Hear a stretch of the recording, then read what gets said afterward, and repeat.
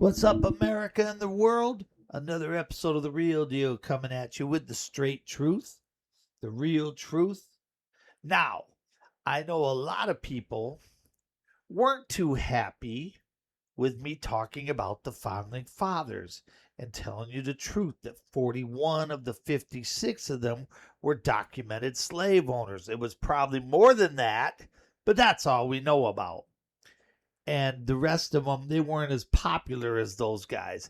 I had somebody tell me the other day that George Washington was their favorite president ever, and without him, we wouldn't have won the war. I pointed out he lost more battles than he won. He just had good public relations. And you stop and think about the generals in a war, just like today.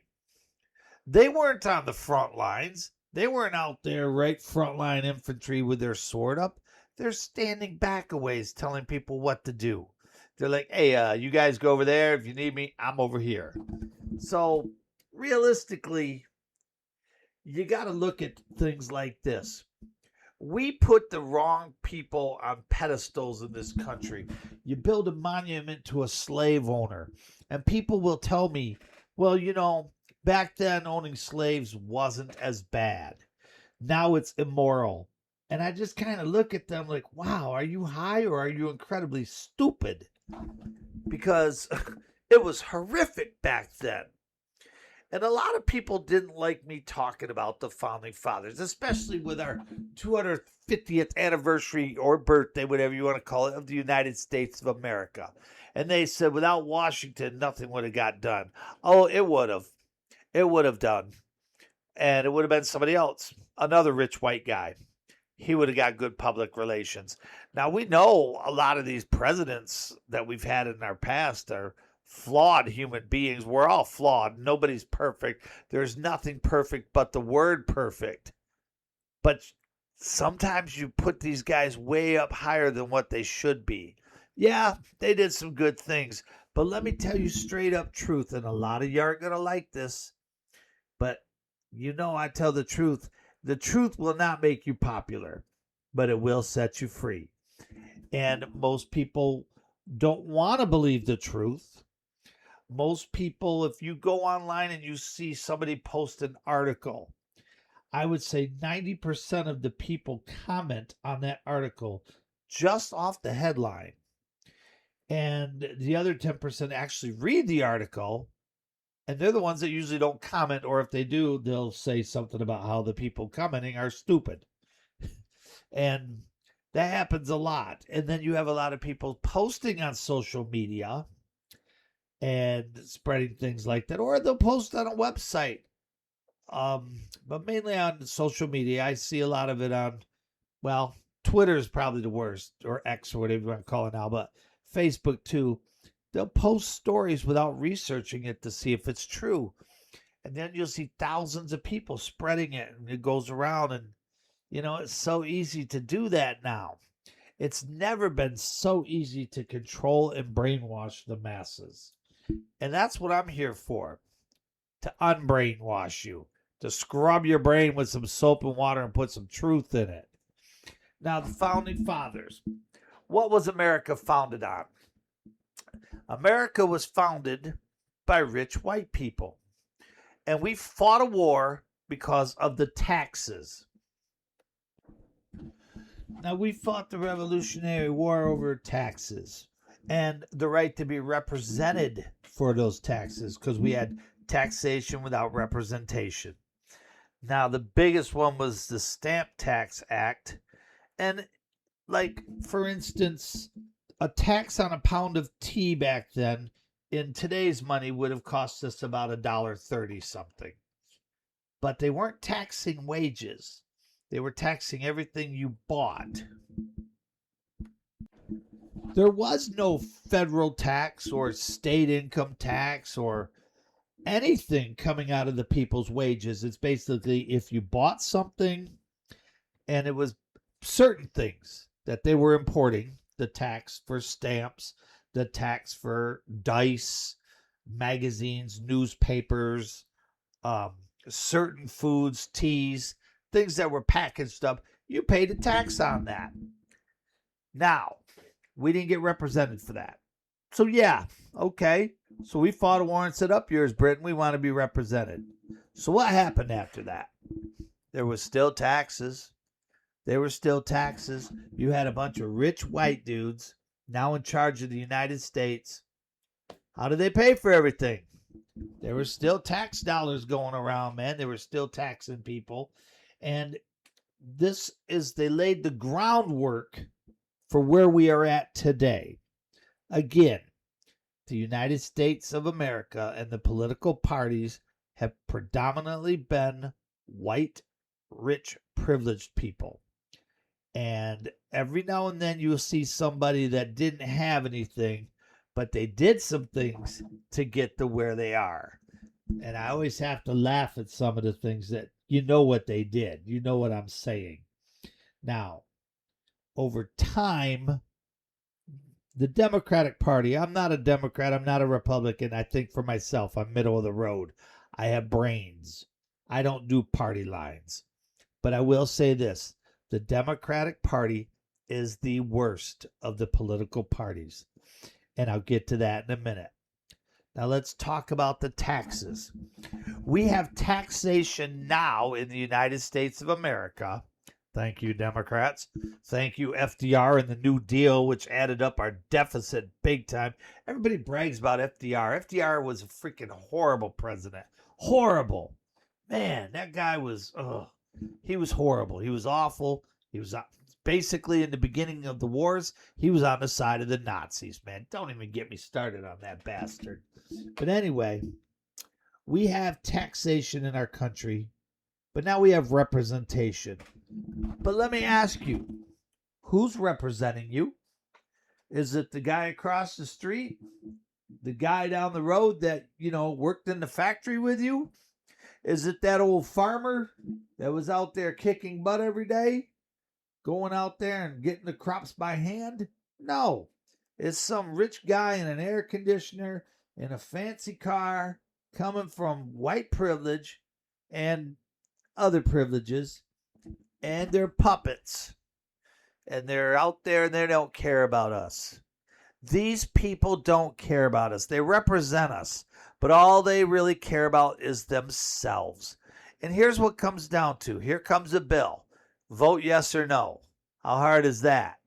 Now, in the district I live in, about 800,000 people. So let's say you get somebody who's far left. How are they representing me? How are they representing? I live in a blue-collar community, a working-class city. And so they're representing us?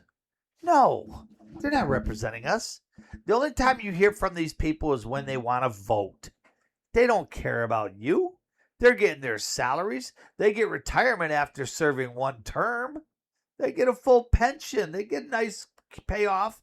They're making money and they don't do anything. They don't care about us. And that's what the country was founded on.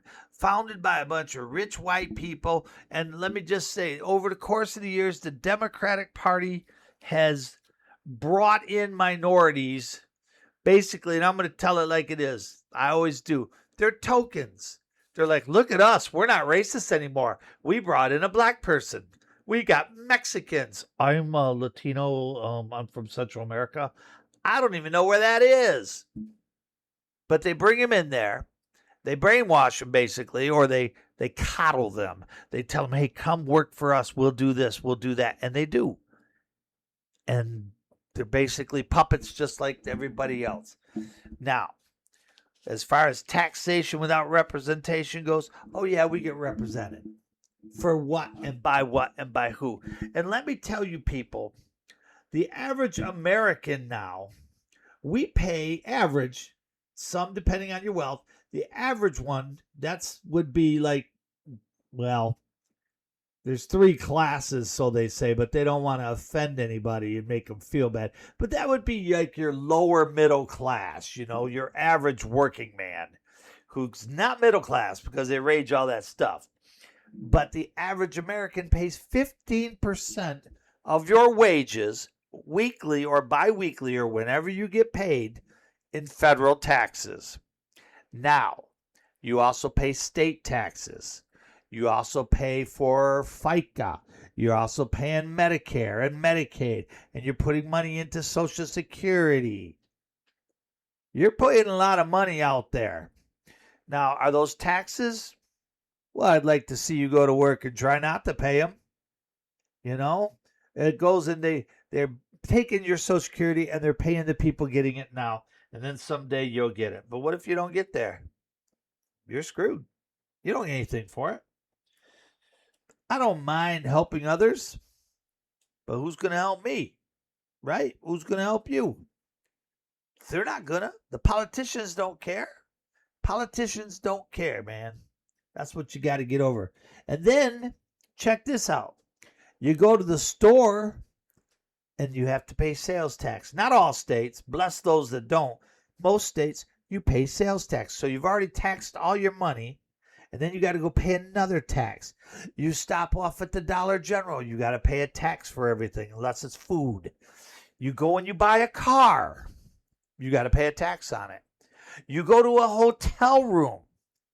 You're paying local taxes. A lot of counties have taxes. A lot of cities have their taxes. And even if they don't, they'll still charge you a usage tax on things. People, we get taxed the hell out of us, man. And it bothers me. Because we fought a war for less. We fought a war for freaking less than this, people.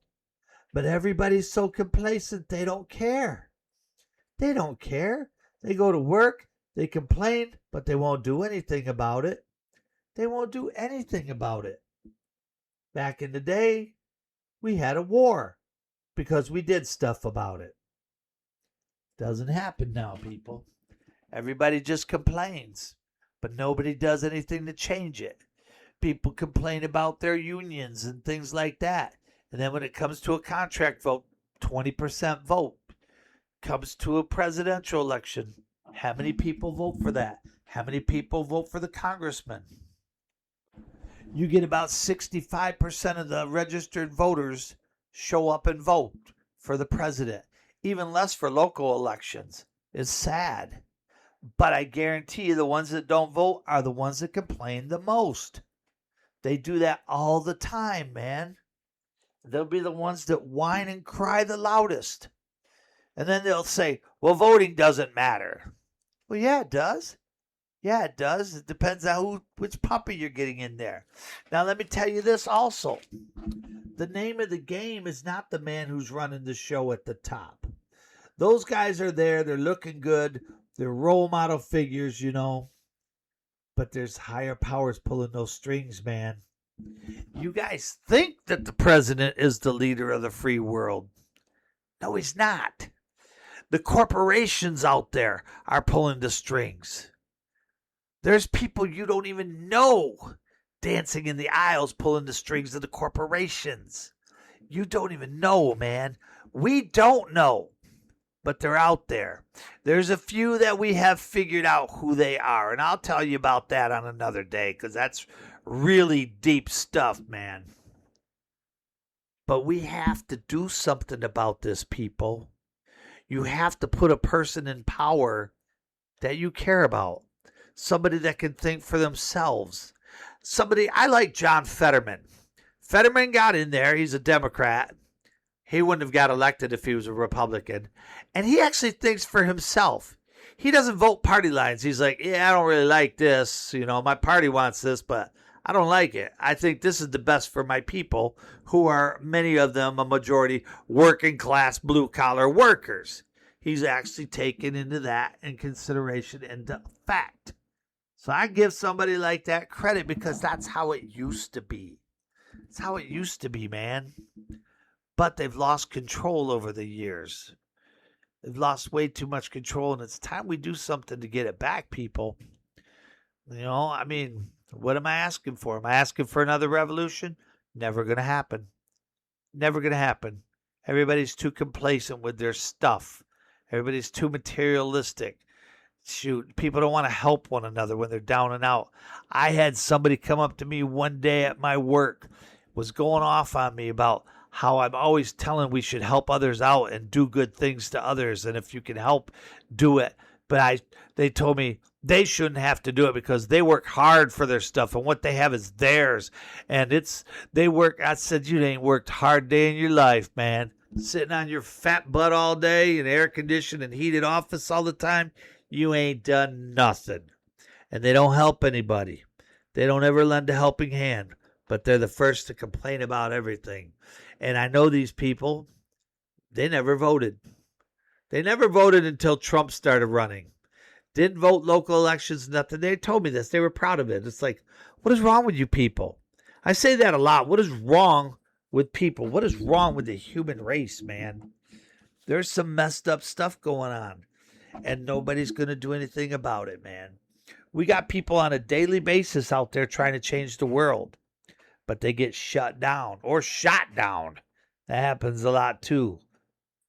It's sad. It's sad, and I'm just telling you the truth, people. I might be repeating facts you already know, but roll with it. Do something about it. Get involved. You know, when it comes time to vote, especially local elections, do it. Do it. Don't just complain. People, I'm coming at you with the truth.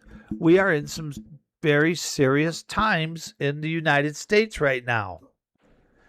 You got people running for political office that aren't qualified.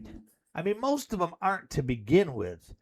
You know, they come from money, like the governor of Michigan. She comes from money. Her daddy's like the CEO of Blue Cross. She went to college. Of course she went to college. Is she smart enough to be the governor? No, she's ruined the state of Michigan.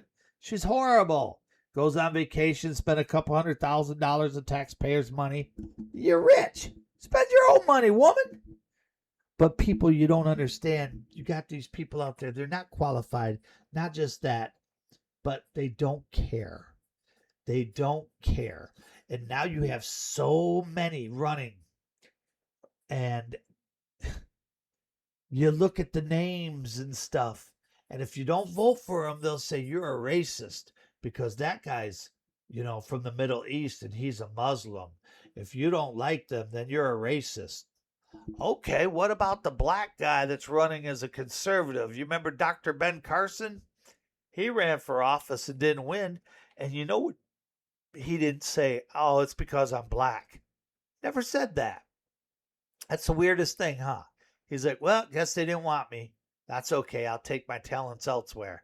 I liked Ben Carson. I still do. He's a good man. He came from nothing. Came from nothing. That's what you need. People that come from nothing and know what it's all about.